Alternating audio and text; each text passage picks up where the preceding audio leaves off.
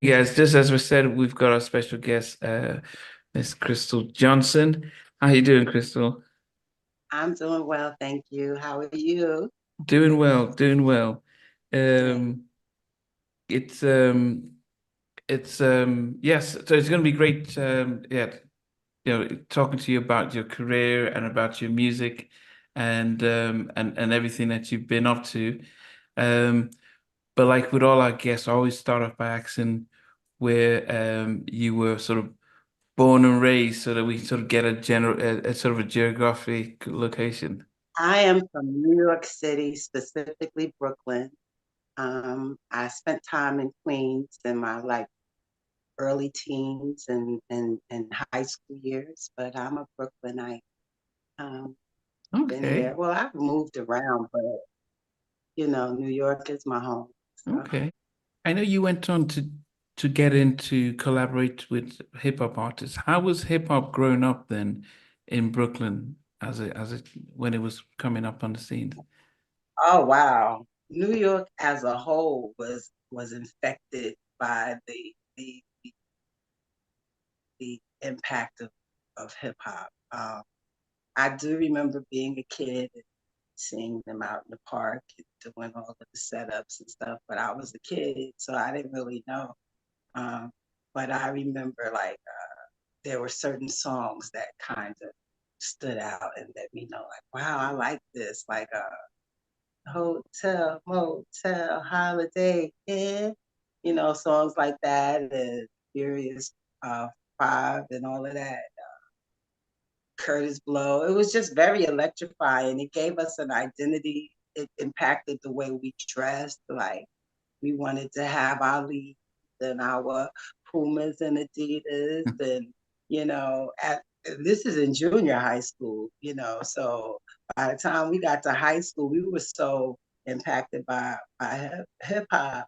It kind of like exceeded our parents' budgets because we wanted the bombers and the sheepskin and the three-finger ring or the two-finger ring and the bamboo earrings and all of this stuff that was a little expensive for your parents to buy while they're paying mortgages and stuff. But we wanted it because it was hip hop, the kazals and whatever the fashion was, we were all trying to do that, every kid.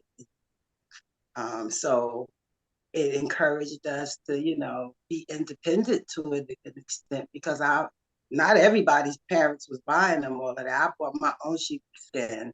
I bought my own bomber because I had a job. So it inspired us to go and be independent. We come from an independent, like that first generation of hip hop babies. We are definitely very independent and have a strong will and belief that we could do anything because you can see how it manifested in hip hop. It's just a thought. Yeah. But kids was like, I'm gonna do this, as something just to, even the origin of hip hop, keeping kids out of mischief. You know what I'm saying? And children that probably had never been told that they had something, they had a future. They was just having fun and finding a way to have fun on the city's dime by plugging in the DJ equipment into the light post and stuff, you know. Um, so, you know, just having that freedom to believe and dream is why you have hip hop, is such a marketable brand because they were like putting my Adidas. We like invited other mediums to enjoy with us, even before we knew it was a business move. You know what I mean? So all of those things I think impact our generation specifically in terms of being entrepreneurs, business people. You know, But so also, hip hop for me was definitely a part of my child. but being a female, could you, I mean, I know it was dominated by a lot of male artists. Could you see yourself as an artist, or was that were you still seeing yourself as a singer growing up? What was that Oh divide? well, at 11, I was I started doing theater. I landed the role as the lead in Mama I Want to Sing, which is a classic off-Broadway play to this day. I think Sierra played the role that I played in the movie adaptation of Mama I Want to Sing. And I was the original lead to do that in a workshop production at 11. Wow. So I was exposed to another level of arts by doing that at 11 and 12 years old. It just changed my life. At that point, I knew that I was going to be in the arts. You know, I went to school one day a week and picked up my, curriculum and everything. And I was home, resting my voice to perform that evening, at 11 and 12. So after that, I thought school was a waste of time. At that point, yeah, I definitely knew, oh yes, I'm in the arts. I'm in the arts. It just manifested itself at that time in theater, to be doing musicals. I also did Porgy and Bess with Teresa Merritt, who played you can look it up. She's a legend. I did Porgy and Bess with her. And then I also was on Broadway before I turned 20 in a play called Gospel at Colonus.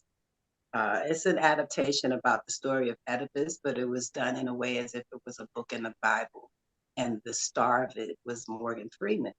So now I'm 15 to 19 exposed to, this play. We did BAM in Brooklyn. There was different phases before it got to Broadway.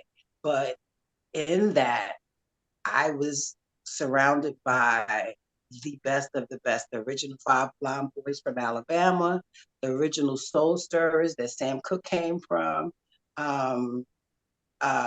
Morgan Freeman and Robert Earl Jones, which is James Earl Jones' father. I'm like performing with these greats every day. And then my mother was in the play as well, and my little sister. So it was just a little melting pot of art and learning.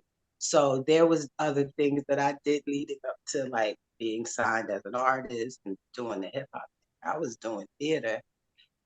After I did Broadway, I was so used to doing theater like through my preteens and teen years that after Broadway, I was like, I don't want to do this anymore. I don't want to do songs. I want to do demos. I want to do an album, So I stopped pursuing theater, and started doing like a lot of demos for whether I got $75 or $100 and did it for free. I was just trying to build my catalog. Wow. And at this point, I'm like 19 or something. I've been on my own since I was 17. So, it was like I've always been a hustler. I knew what I was going to do. You know what I mean? From the time I graduated, leading up to, like I said, I think the Broadway thing happened when I was 19 or 18. Wow. So way before I really got into the music business, I was already seasoned in arts. So,